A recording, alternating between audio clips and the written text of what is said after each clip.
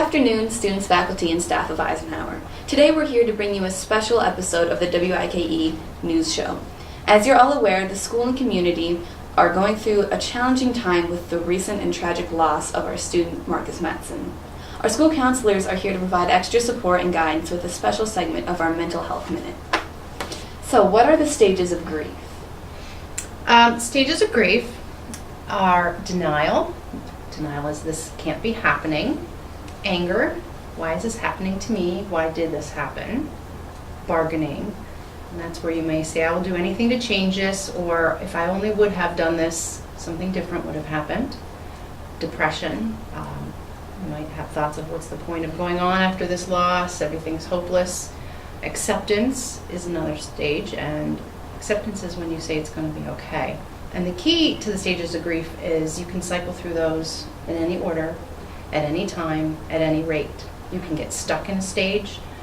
Say you get stuck in the anger stage. Why did this happen? You may want to seek out counseling for something like that when you get stuck, because it's best to move through those stages. They can come back years later. You could have another loss and it brings up other losses that have occurred in your life in the past. So the stages of grief is a very fluid process that you move back and forth and through them over a long period of time or a short period of time. I think it's important to know too, like Mrs. Golab was saying, grieving is a personal experience. Most people have a certain way of going through it, so I think that's important to know. There is no template for grieving, and in fact, if you come down on somebody who is grieving with a specific rigid template, it tends to make things worse. So treading lightly is important. All right. How do you recommend students work through these stages? It depends where they are. If a student comes in and they're in the depression stage, or even if they're manic, something to that effect.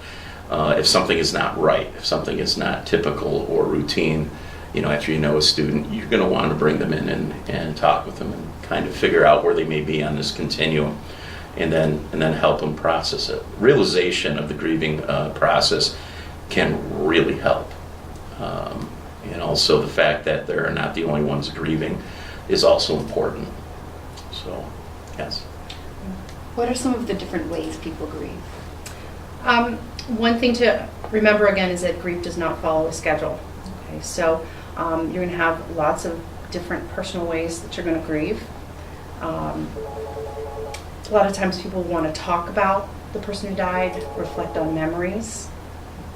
Sometimes people want to have privacy. They just need some alone time. They don't want to talk about it. Different ways. Teens tend to be hard on themselves, and whether they may cry, they may not want to think about the person, or they may want to talk about the person. They need to know that it's unique to the person. All right. What is the best way to help a friend who is grieving? That's a tricky one.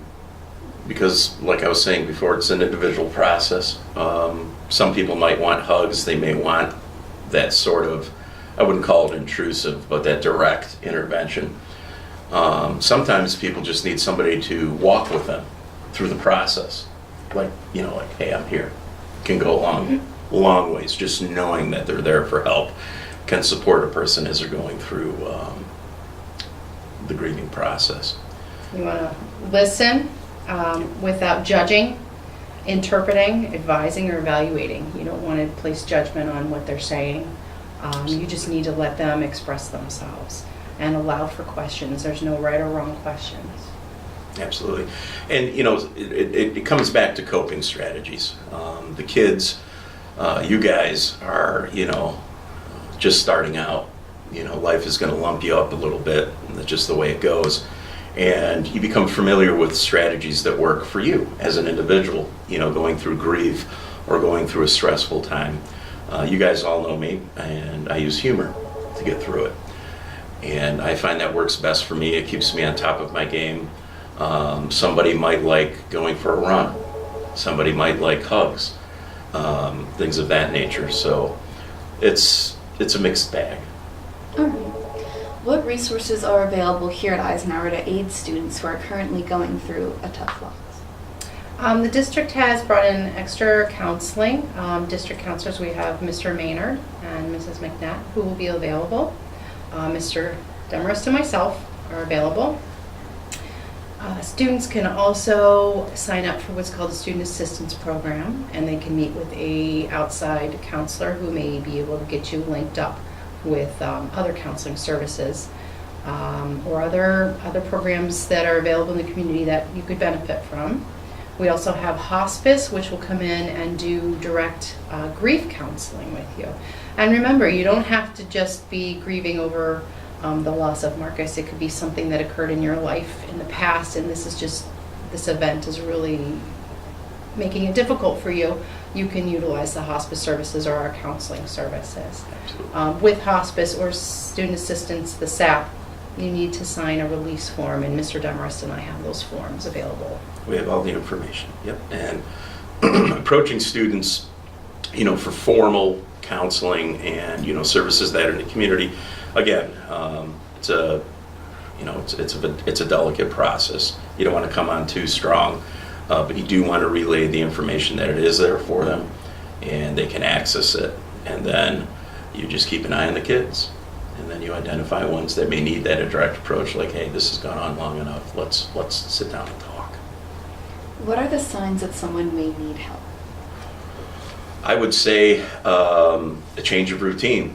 If you see a student in the hallway or in the classroom and all of a sudden the way they've been performing or behaving or looking or even nonverbals like talking, facial expressions, those are some of the indications. Seeing signs of depression, anxiety, difficulty focusing on schoolwork when you once could, suicidal thoughts, high-risk behaviors, somebody who doesn't care anymore, things like that. And you have to be careful, because when a person is hurting, they're not thinking, their autonomic nervous system can be in control. They may say or act inappropriately or counter to what society or culture may have identified as appropriate grieving. So you have to be aware of that. They're in pain. How common is it for other losses to come to mind when someone experiences a new loss? Very common.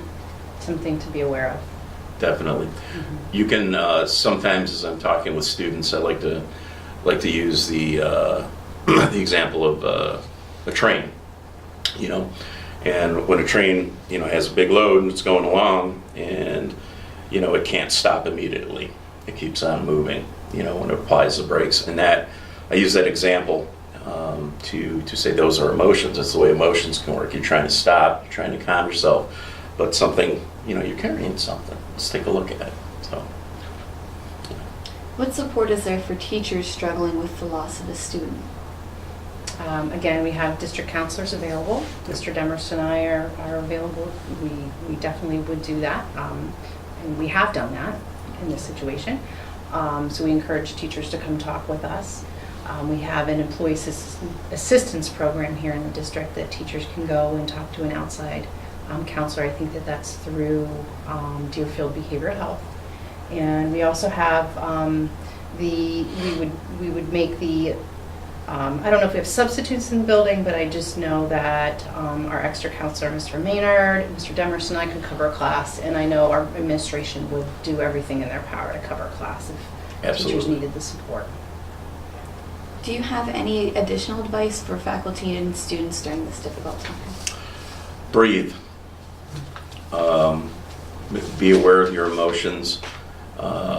If you can, if you're grieving, be aware of other people's emotions. And there's no perfect fit for grieving.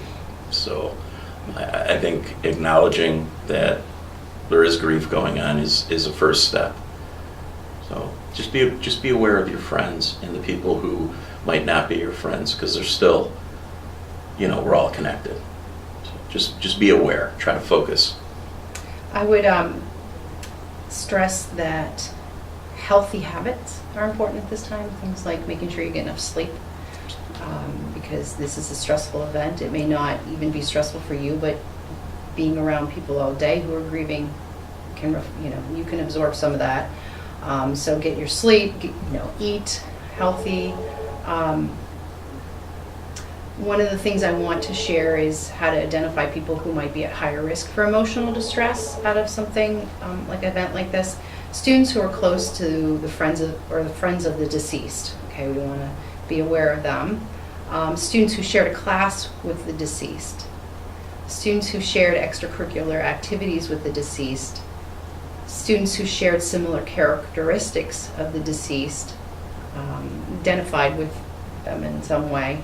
Students who have a trouble or strained relationship with the deceased may have a guilt feelings that they definitely would want to come talk to us about. And students with a history of prior losses or emotional difficulties. We want to take special care of those students. Absolutely. Well, thank you very much for all of your help, all of your advice. Students, there is a memorial banner hanging by the library if you'd like to sign and share a memory of Marcus. Marcus's memorial service is at 4 o'clock on Wednesday, February 17th in the Eisenhower Auditorium.